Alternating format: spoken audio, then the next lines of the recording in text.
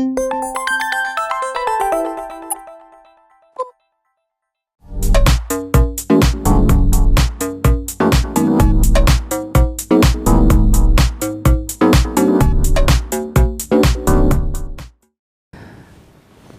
гледачи, добро вечер, ова е новото издание на емисијата Визави.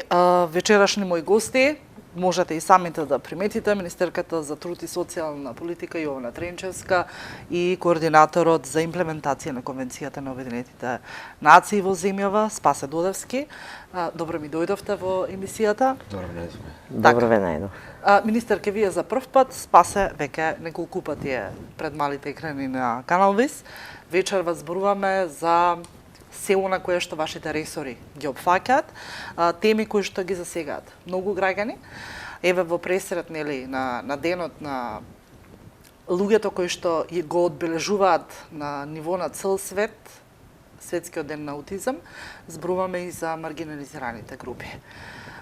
Некако ретроспективно, кога би се навратила наназад, можам слободно да кажам дека во последно време, како свеста кај граѓаните, кај институциите, полека да се разбудува и да стануваме свесни дека не треба да правиме разлика помеѓу луѓето без физички и ментални попречености и луѓето со било какви попречености. Верувам дека сте согласни и верувам дека упорно и напорно работите за сликата да се промени и да почнеме да действуваме поразлично. Токму така. Концептот едно општество за сите е концептот кој што стои цврсто владата Република Северна Македонија и тоа е наша реалност. Силно сме насочени кон еднаквост и недискриминација и овозможување на еднакви шанси на сите граѓани и еднакви можности до сите ресурси во општеството. Посебен акцент во креирањето на политиките од областа на социјалната заштита се дава на ранливите категории на граѓани и на лицата со попреченост. И ако се навратиме наназад со реформите во 2019 година, навистина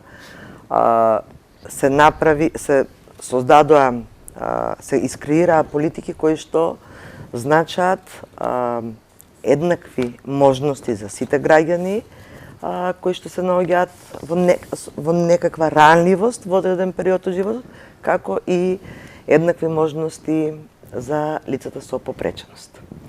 Креираме политики кои што значат праведно и солидарно општество и политики и социјални услуги кои што ја менуваат перцепцијата на граѓаните кон различностите. Дека различностите треба да бидат прифатени и лицата со попреченост и маргинализираните групи треба да бидат интегрирани во општеството и затоа политиките треба да водат кон нивна инклузија. За развојот на политики кои што значат фаќање на од со модерните европските политики е токму и воведувањето на меѓународната класификација на функционалноста при проценката на лицата со попреченост, која што е веќе отпочната, за која што како министерство, меѓутоа и како влада во останатите ресори, направивме обемни измени на законската регулатива, на законите на подзаконските акти, се формираа стручните тела, односно комисиите кои што ја вршат оваа проценка и со оваа проценка всушност се надминува досегашниот приод кој што беше медицински и се оди кон еден немедицински начин на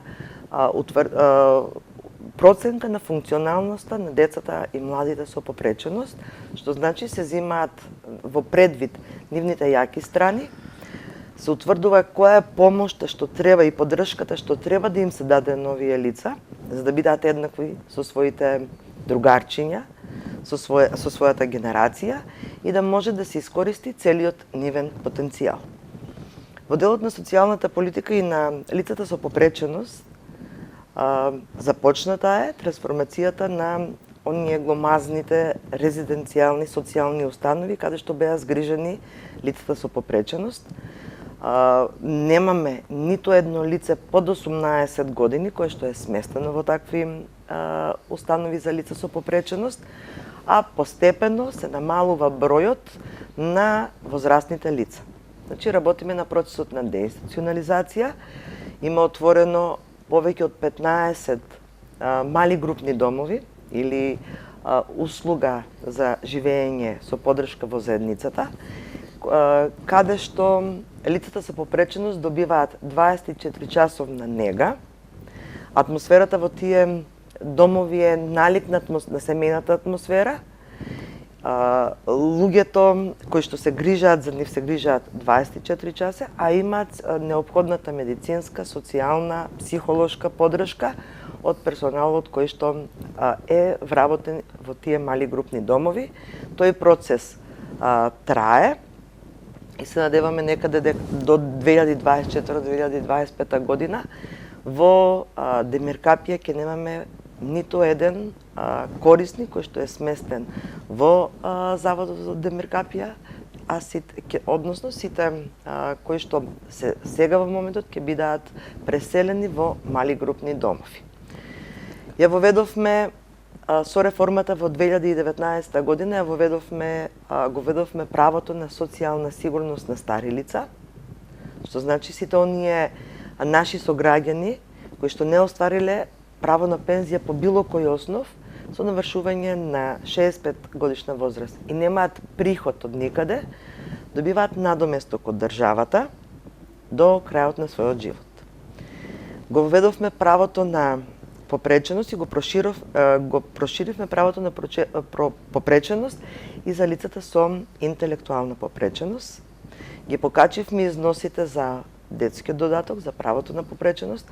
Воведовме за родителите кои што се грижеле за своите деца со попреченост до 26 годишна возраст и не ги сместиле во институција за социјална заштита, надоместок по навршување на 62 години за жена и 64 години за маж, доколку не оствариле право на пензија по друг основ, државата им дава, односно од буџетот на Министерството за труд и социјална политика, добиваат секој месец надоместок за тоа, поради грижата за своето дете, не можеле да бидат вработени, не остварили право на пензија, државата на тој начин им обезбедува некаква сигурност за во возраста кога веќе не се работно способни. За родителите кои што имаат деца со попреченост, се во работен однос, правото на скратено работно време го возможуваме со реформите од социјална заштита. Тоа право до 2019 година беше 4500 денари. Со реформите од 2019 година правото 50% од оваа работа, значи 4 часа која што не ги работи, дали е жена или маж, татко или мајка без разлика, државата ги плаќа и тоа изнесува 50% од просечна плата. Значи, генерално се креираат политики кои што значат грижа за лицата со попреченост, грижа за ранливата категорија на граѓани во државата и при креирањето на социјалните услуги го имаме во предвид унапредувањето и овозможувањето на уживање на човековите права, како и индивидуалниот пристап кон секое лице со попреченост, зависно од неговите потреби, за да може да го оствари полниот потенцијал преку овозможување на таа социјална услуга. Токму така и чувството да се биде еднакво со останатите, без разлика според нивните капацитети и можности кои што ги поседуваат. Додевски, јас би те запрашала, ако добро се сеќавам на последното твое гостување во Канал Вест, зборувавме токму за МКФ комисиите и инклузивноста во образованието. Да одиме пак ретроспективно. тоа е она кое што веќе почнува да ни се разликува. Граѓаните веќе се запознаени дека и наставниците ги поминаа обуките за токму инклузивноста на децата со попречености во целиот образовен процес. Секако пред да одговорам би додал кон министерката исто така тоа се многу голем број на услуги и права кои што ги уведовме, исто така личната асистенција која што намаливме од 6 годишна возраст, беше до 18, сега и помалите дечи не добиваат лична асистенција. Ги зголемивме овие услуги за, односно сервиси за лична асистенција, секојдневно се обучуваат лични асистенти. Сакам да кажам дека целокупната овие реформи кои што морам да нагласам дека пред 2017 година не беа, се фронтално изработени, фронтално се спроведуваат, бидејќи тие се системски поврзани една со друга.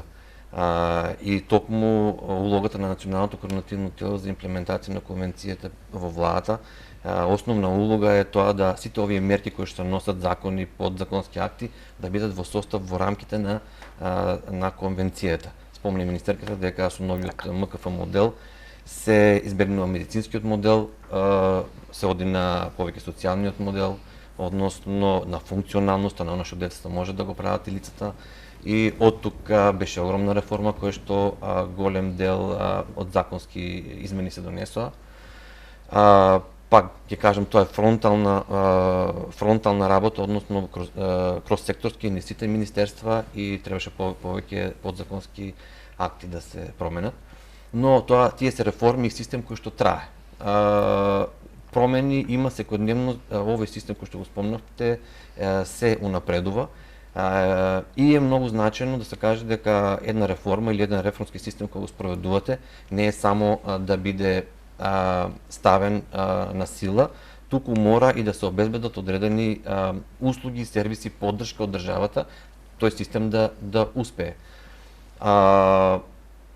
Денеска морам да спомнам дека во пресред на 2 април, светскиот ден, меѓународниот ден на лицата со аутизам, ние констатираме дека не случајно, дека потребно е да имаме инклузивен пристап кон овие денови за одбележување, бидејќи кога е светски ден на некоја категорија или за попреченост, ние се одбележуваме, односно зборуваме за сите категории, бидејќи несомнено сега сите категории, односно на дечињата, учениците со попреченост се влезени во еден генерален инклузивен систем, односно сите се рамо до рамо според таа реформа, според нивната функционалност, тие се во образовниот инклузивен систем. Со тоа и Министерството за труд и социјална политика им овозможува одредени услуги од ова надлежност, од овој ресор, но исто така и Министерството за образование и наука е должно има врска да ги зголемува, збогатува и унапредува услугите за унапредување на овој инклузивен систем. Секако дека не е готово, тоа е процес кој ќе трае и се надеваме дека ако со овој интензитет и со подобар интензитет, појак интензитет продолжиме, дека ќе донесеме дека нашата држава ќе биде доста инклузивно општество, каде во секоја сфера ќе овозможува една рамноправност на сите во него, почнувајќи од пристапноста, па кон услугите, кон пристапноста на самиот систем за лица со попреченост и во исто време само на тој начин кога лица со попреченост и деца со попреченост ги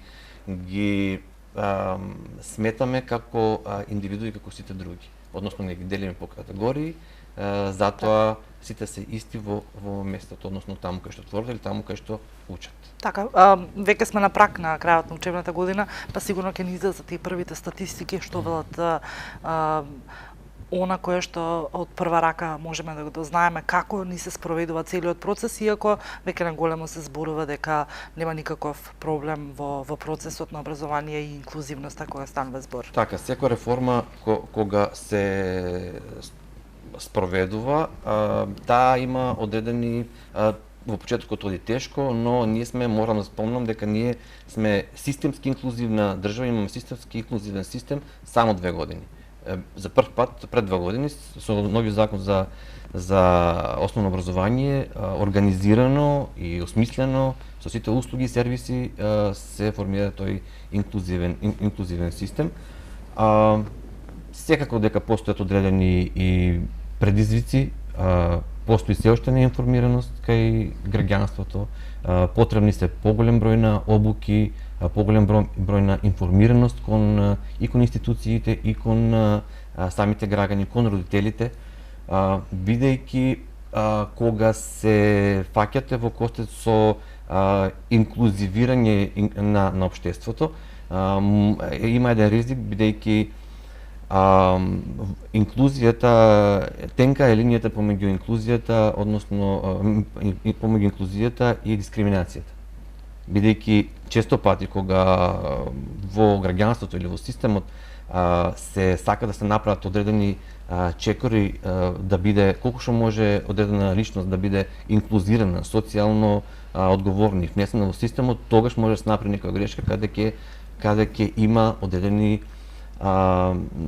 испади во правеци кон дискриминацијата. Затоа сме тука и како национално координативно тело и како заедна соработка и со министерствата и со сите институции да можеме да ја координираме рамката на конвенцијата која што се бори за спроведување, односно да се избегне таа дискриминација, односно да бидат сите вклучени во таа инклузија. Така, министерке, пред малку спомнавте за деинституционализацијата.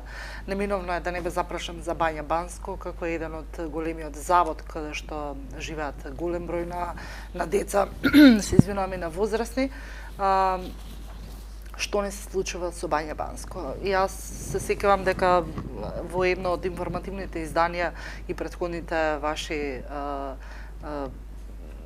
министерки кои што работеа на вашата позиција, доаѓаа и разговараа со луѓето кои што се сместени и живеат со години таму.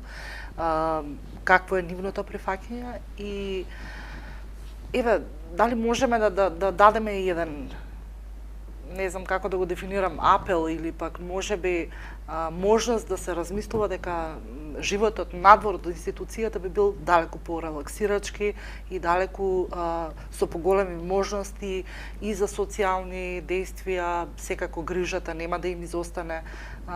Верувам дека и вие сте ги посетили, и дека сте зборувале и дека сте размислувале на таа тема, бидејќи Бања Банско сепак ние навистина институција. Така. Процесот на трансформација во Бања Банско, во заводот е започната и се преселени 12 корисници кои што претходно беа во Бања Банско во мали групни домови, значи во живеалишта каде што имаат 24 часовна поддршка и нега. И од денешна дистанца, ако ги погледнете луѓето кои што се преселија од Бања Банско и живеат во сопствени домови, нивните среќни лица и нивните можности во моментот се далеку подобри за разлика од моментот кога живееа во Бања Банско. Тие одлучуваат што ќе прават, што ќе си готват денес, што ќе работат денес, значи ја имаат слободата што можеби во заводот Бања Банско ја нема. И при тоа грижата. А при тоа грижата не им недостасува затоа што во овие апартмани во кои што лицата се сместени ја добиваат 24 часовна грижа од неговател, имаат психосоцијална поддршка, здравствената нега им е исто грижа обезбедена, значи не им недостасува ништо што било во Бања Банско, а добиваат плюс услуги кои што и среќните лица и слободата што треба секој граѓанин да ја има и еднаквоста и недискриминацијата, затоа што тие сами си го планираат животот, сами одлучуваат што ќе работат денес и на што ќе бидат посветени. Продолжуваат разговорите и преговорите со менаџментот во Бања Банско, со сите вработени, за да и останатите корисници кои што се сместени во Бања Банско ги извадиме од оваа установа и ги сместиме во мали групни домови, затоа што можноста од една страна да го претвориме заводот, еден дел од заводот да претвориме во еден модерен центар за поддршка на лицата со попреченост, за рана идентификација на нивните потреби, за професионална рехабилитација, а од друга страна, останатиот дел од Бања Банско, општината Струмица, може да размислува да го пренамени во старски дом, кој што сметам дека на овие простори навистина многу треба. Ке имаме задоволни корисници кои што се сместени во апартмани, во домови кои што имаат атмосфера налик на семејствата, ќе бидат слободни да одлучуваат сами што ќе работат и како ќе го поминуваат денот, со кои ќе се дружат, а од друга страна овие просторни услови во кои што во моментот се сместени корисниците во Бања Банско, можеме да ги направиме повторно во еден дел услуги за лицата со попреченост, меѓутоа и услуги за потребите на општината и потребите на граѓаните на општина Струмица, кои што имаат, верувам дека има потреба од еден модерен и убав старски дом во нашата општина. Така, навистина убав процес, кој што секако доаѓа до резултат на навистина задоволни луѓе, исполнети. Министерка, јас би запрашала и околу финансиските средства, иако претходно ги спомнавте делот финансиските средства како надоместок што ги добиваат луѓето со попречености, луѓето на кои што им е потребна дополнителна финансиска поддршка.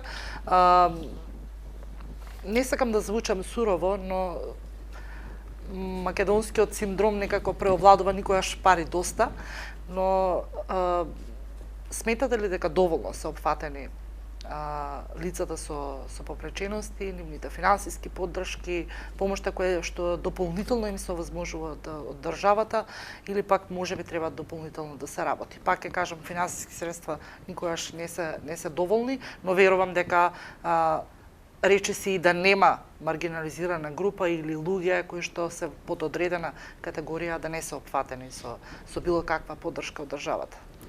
Со реформите во системот на социјална заштита 2019 година се воведе гарантирана минимална помош. До пред оваа реформа постоеше социјална помош и уште неколку права во делот на социјалната заштита, кои што беа далеку под износот кој што го има во моментот. Значи, гарантираната минимална помош, трансферот кон граѓаните кои што се материјално необезбедени, е зголемен некаде околу 300% на доместокот што го добиваат сега во споредба со она што го добивале пред 2019 година. Се воведе детскиот додаток и се олесне пристапот на голем број на семејства кои се или материјално необезбедени или имаат ниски приходи да добиваат за своите деца детски додаток и исто така се олесни пристапот и до образовниот додаток. Во моментот имаме 36.000 домаќинства кои што примаат гарантирана минимална помош, некаде околу 47.000 деца кои што примаат детски додаток и околу 30.000 ученици и студенти кои што примаат образовен додаток. Тоа се значи деца, ученици и студенти кои што доаѓаат или од материјално необезбедени семејства, каде што семејства кои што немаат приходи, или од семејства со ниски приходи. Го спомнавме правото на социјална сигурност, која што изнесува 6.000 денари, 6.300 денари месечно и дополнително за примателите на гарантирана минимална помош и за примателите на лицата кои што примаат право на социјална сигурност за стари лица или популарно наречена социјална пензија. Секој месец овие лица добиваат дополнително 1000 денари за енергенси, односно да си ги платат сметката за струја или останатите енергенси кои што им се потребни за во грејниот период. Ова дополнителна финансиска поддршка кое што ја добиваат заедно со месечниот надоместок за правото што го добиваат, пред пандемијата се даваше само во периодот на грејната сезона. Со прогласувањето на пандемијата во државата и со енергетската криза, Министерството за труд и социјална политика, односно владата, одлучи дека за полесно справување со економската криза и со за да имаме поголем приход во овие семејства, овој енергетски додаток го добиваат во текот на 12 месеци секој примател на старосна пензија и на гарантирана минимална помош. Исто така, го спомнав и правото за траен надоместок на родител кој што се грижил за своето дете до 26 години, кој што изнесува 8.000 денари. Правото на попреченост кај значи за лицата со попреченост изнесува кај слепи лица 7.584 денари, кај лица со оштетен слух изнесува 4.334 денари. Правото на посебниот додаток кај деца со попреченост, доколку едно дете во семејството изнесува 5.365 денари, доколку детето со попреченост е во фамилија која што е примател на гарантирана минимална помош, износот на оваа право е 6.706 денари, а доколку е дете на самохран родител, износот на тоа право е уште поголем, односно е 8.047 денари. Тоа е тој праведен и еднаков пристап кон примателите на било кое право од социјална заштита, затоа што гледаме дали е од семејство кое што е материјално необезбедено, дали е од семејство во кое што има некакви приходи или од семејство каде што имаме само еден родител, што значи дека како влада навистина сме посветени кон еднаквоста и кон градење на едно солидарно и праведно општество. Може би износите на сите овие надоместоци за правата од социјална заштита за некои не се доволни, но во секој случај се многу поголеми за разлика од тоа што беше до пред 2019 година. Од сите надоместоци на годишно ниво се усогласуваат со порастот на трошоците на живот, значи во јануари, согласно порастот на трошоците на живот, сите надоместоци кои што граѓаните ги зимаат по основ на социјална заштита, се усогласува со порастот на индексот на порастот на трошоците на живот. Така, верувам дека доколку би се обезбедиле финансиски средства во државата која што се наоѓа во криза, во економска криза, дека секако дека парите кои што би требало да се канализираат до корисниците би се зголемиле. Верувам дека размислувате и на таа тема, но најголем дел од примателите на било кое право од социјална заштита и во услови на ковид беа вклучени во 6 пакети мерки кои што владата ги креираше за полесно справување со ковид кризата. Во услови на енергетска криза, го споменав на доместокот кој што се дава 12 месеци, Министерството за економија исто има програма за енергетска сиромаштија за покривање на сметките за електрична енергија и таму се вклучени некаде околу 6.500 до 7.500 илјади домаќинства кои што се со ниски приходи и Министерството им дава субвенции за да можат да си платат дел од сметките за електрична енергија. Значи, ќе го споменам и пакетот од 26 мерки кои што владата ги подготви и ги донесе за справување со ценовните шокови кои што настана заради војната агресија на Русија врз Украина. И едно од овие пакети се однесува токму на примателите на гарантирана минимална помош, да оваа категорија на граѓани во текот на месец април, мај и јуни, кои ќе го примаат на доместокот за март, април и мај, ќе добијат дополнително уште по 1.000 денари финансиска поддршка од владата за полесно да се справат со економската криза во која и за да можат да имат дополнително буџет за обезбедување на продуктите за прехранбените продукти. И овде би ја спомнала и мерката за пензионерите.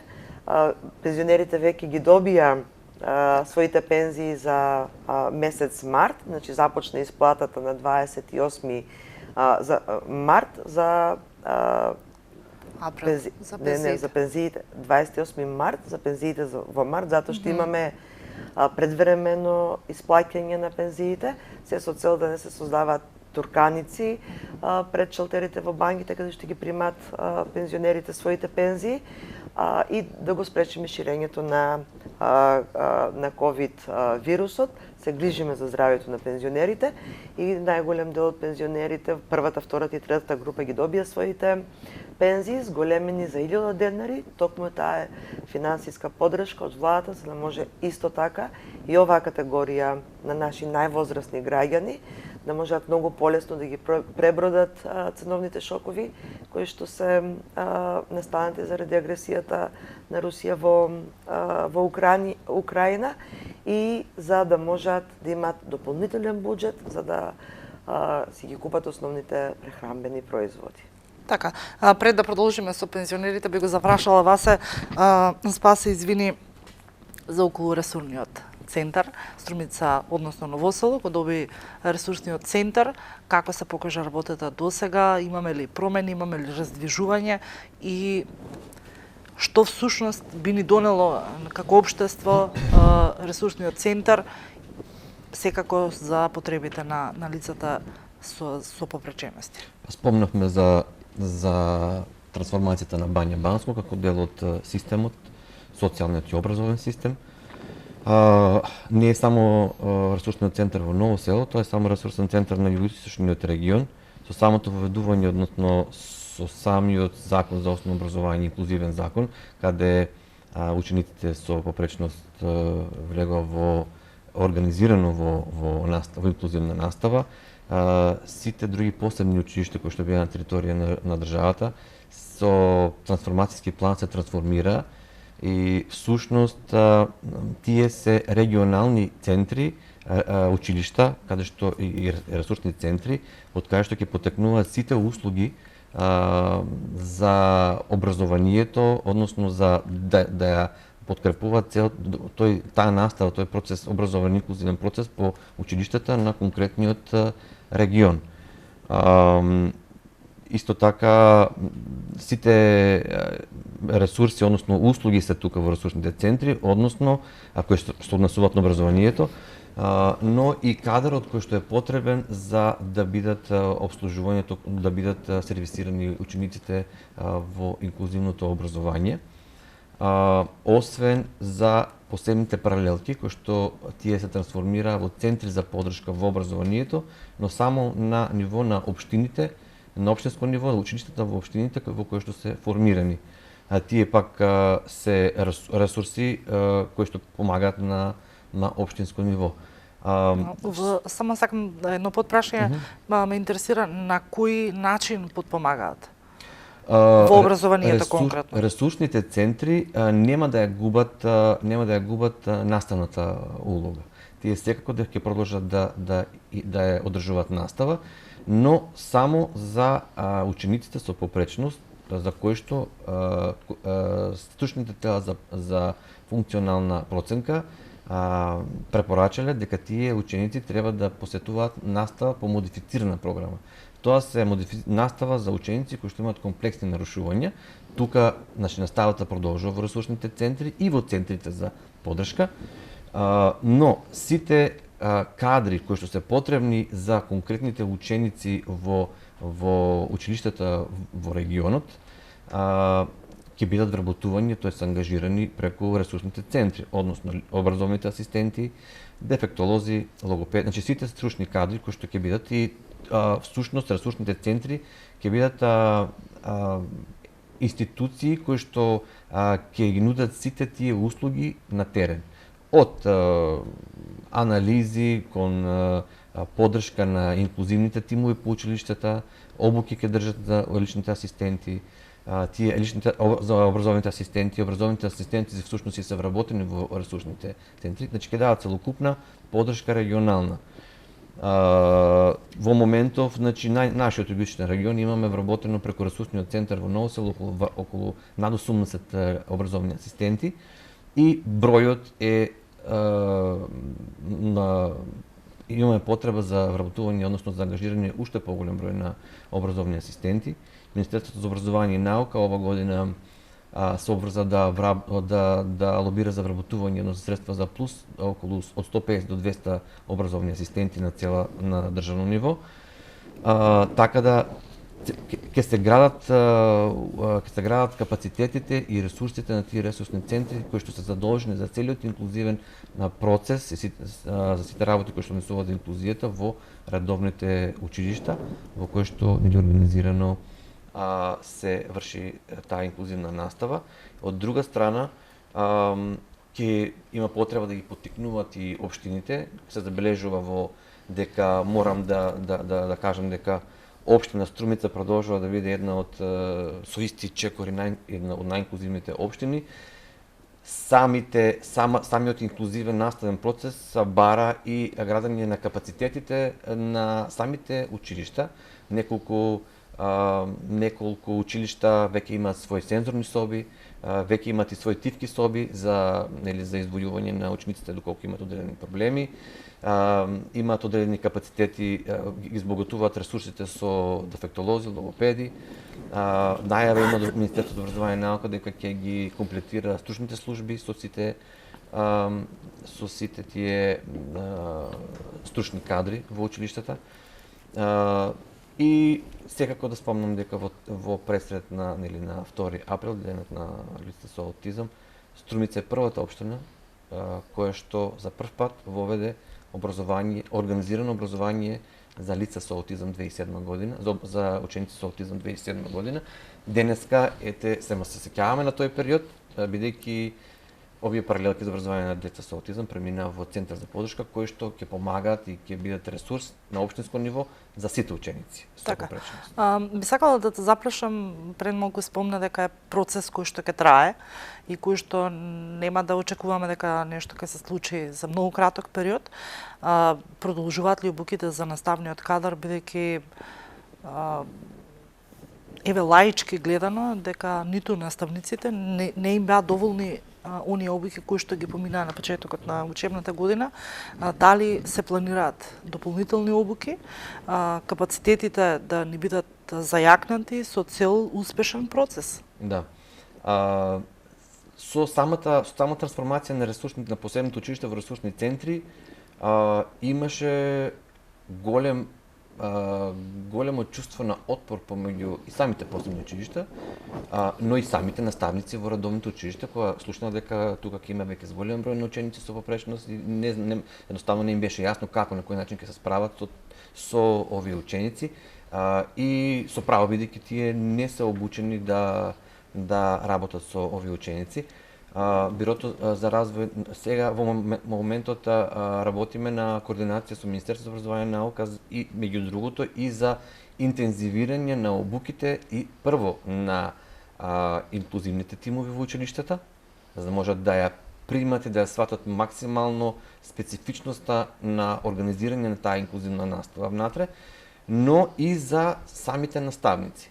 Ако во почетокот имаше огромен отпор или самите стручни служби во училиштата не знаеа како да постапат, денеска се фасцинирани од препораките кои што ги добиваат од стручните тела за функционална проценка од МКФ, бидејќи веќе им е јасно, со јасни препораки доаѓаат на кој начин образовно ќе се третира одредено дете со попречност внатре во училиштето. Така да се планираат обуки и тие ќе бидат континуирани. Веќе сите тие бариери се надминати и веќе имаат многу позитивни впечатоци од ова. Чисто за информација, една од улогите на Центарот за поддршка во Струмица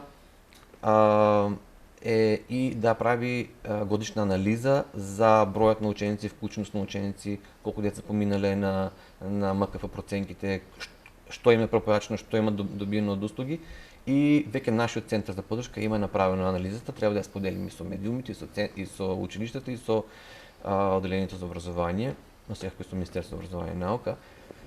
Така да интензивно според овие бројки анализи враќаме фидбек податоци што ни е потребно за општинско ниво, но секако и на државно ниво. Така да обуките ќе продолжат исто така со исти интензитет, како што каже министерката, реформите продолжуваат да се спроведуваат, но многу е битно услугите и сервисите да се збогатуваат на терен. Битно е да на општинско ниво да се направи едно мапирање на социјалните, што гледам во тек во општина Струмица, мапирање на социјалните услуги, што е сите услуги кои што се во однос на лицата со попречност, што е потребно. Потребно е градење на еден национален регистар за бројот на лицата со попречност.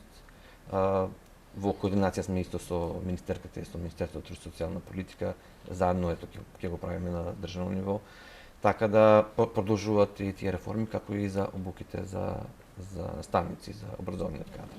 Така, министерке, застанавме некада кај пензионерите и рете им да им дадеме, нели, секако малку повеќе време. Една од новините кои што и како медиум ги следевме е повторното враќање на пензиите преку македонски пошти. Зборуваме за пензионерите кои што сакаат да им ги носат пензиите дома, е мерка за поздравување според вас, луѓето на тој начин и се здравствено заштитени и ја враќаме повторно довербата кон македонски пошти. Да, македонски пошти во последните неколку години навистина имаат убави активности во тој дел и за враќање на довербата во македонски пошти. Меѓутоа и услугите да бидат брзи до самите граѓани. Ако пред неколку години, ако се вратиме назад, и писмата не ни стига испратени од наши пријатели до нашите адреси, денес тоа оди брзо и ефикасно, и особено за пензионери кои што живеат во рурални средини, доставувањето на пензиите во нивниот дом, оддалечен од градот, можеби и на 30 километри, значи брза услуга и значи сигурност дека пензијата ќе им стаса истиот ден кога и кај другите пензионери ќе стаса пензијата во големите урбани средини. Така, зборуваме за сервисите, специализираните сервиси кои што се повеќе како број ги има во државата. Доволни ли ни се за да ги покриеме сите категории и да ги обслужиме групите на граѓани кои што им е навистина потребна поддршка? Ја менуваме поддршката кон граѓаните со введување на нови социјални услуги или социјални сервиси, кои што предизвикот пред нас исправен е колку општините ќе се вклучат во овозможувањето на сервиси за граѓаните.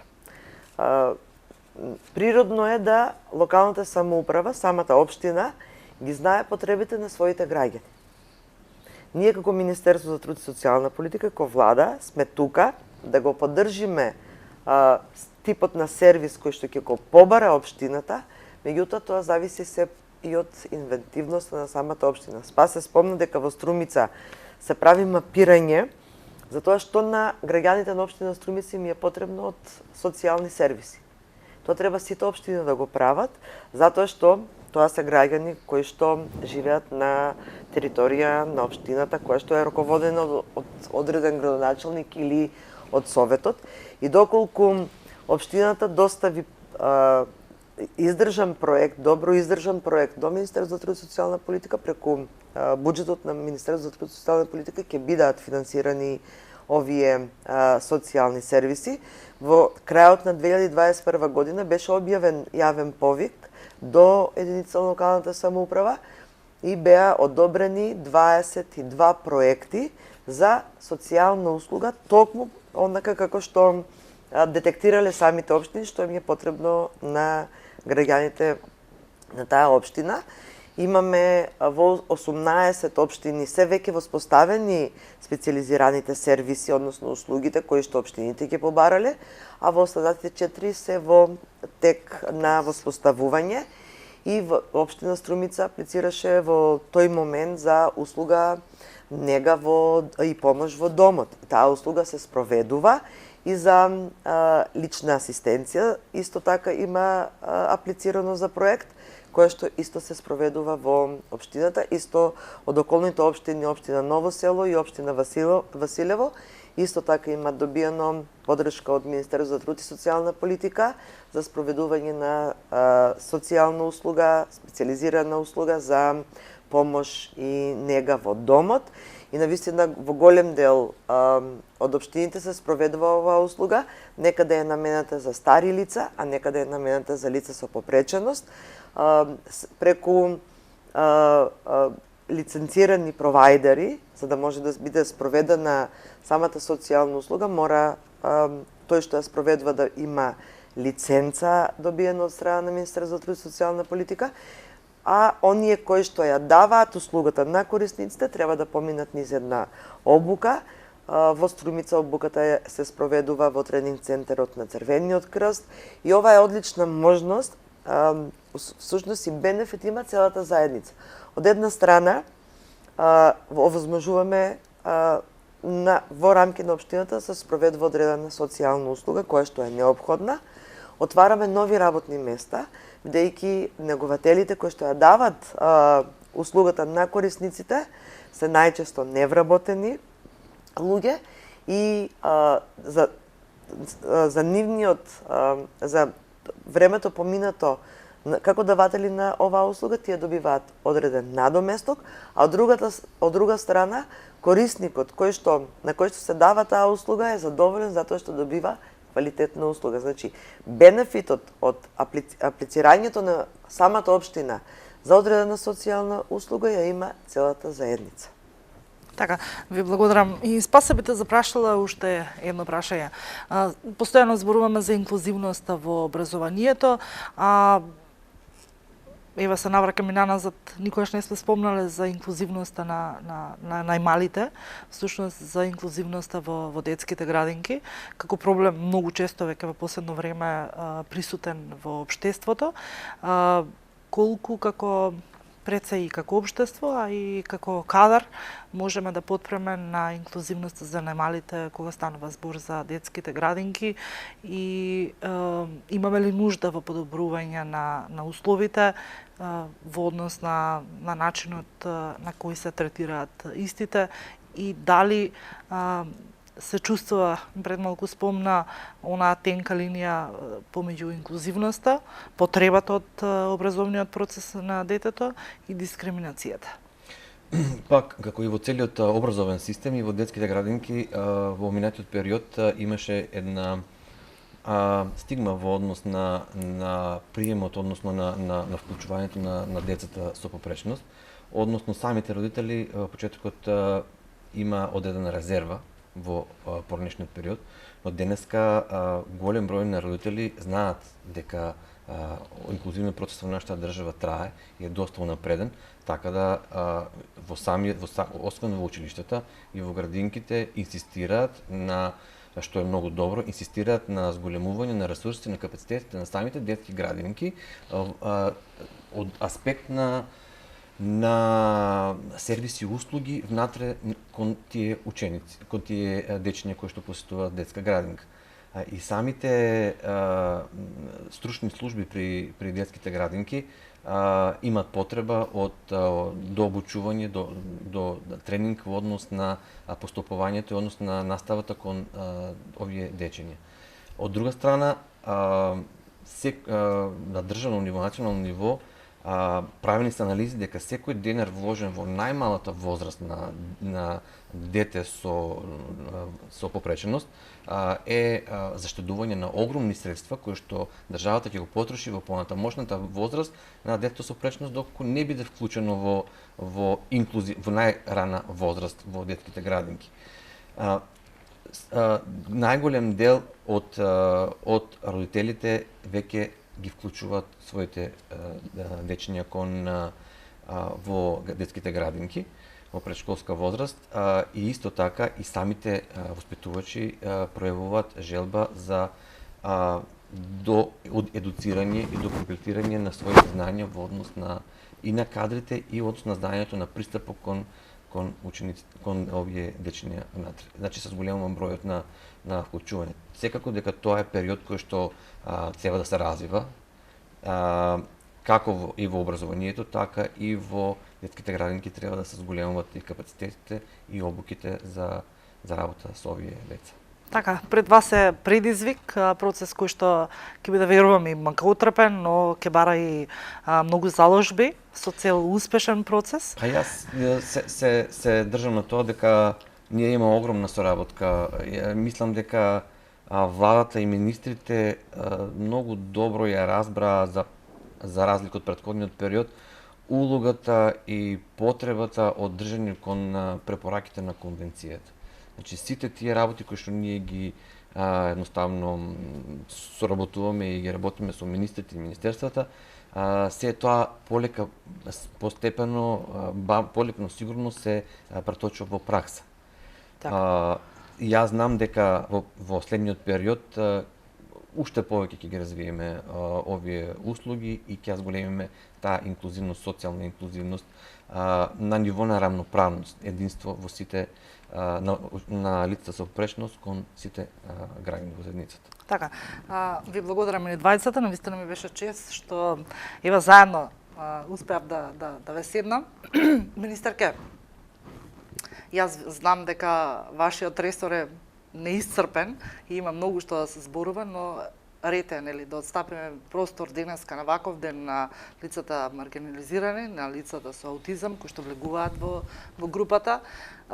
Нема да ве држам, значи ќе ве повикам уште еднаш да не бидете гостин во Канал Вис, да зборуваме на теми кои што го опфаќа вашиот ресор, навистина обемен.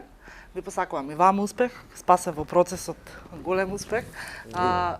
Ви благодарам пред се на поканата и да, во пресрет на 2 април, Меѓународниот ден на лицата со аутизам, треба да зборуваме, меѓутоа не само денес, постојано треба да зборуваме за инклузијата на лицата со попреченост во општеството и да ги информираме граѓаните за сите оние права и услуги кои што може да ги користат и кои што ги има и во единиците локална самоуправа, меѓутоа и оние права кои што како Министерство за труд и социјална политика ги нудиме за и маргинализираните групи и за лицата со попреченост, а секако стојам на располагање затоа што ресорот навистина е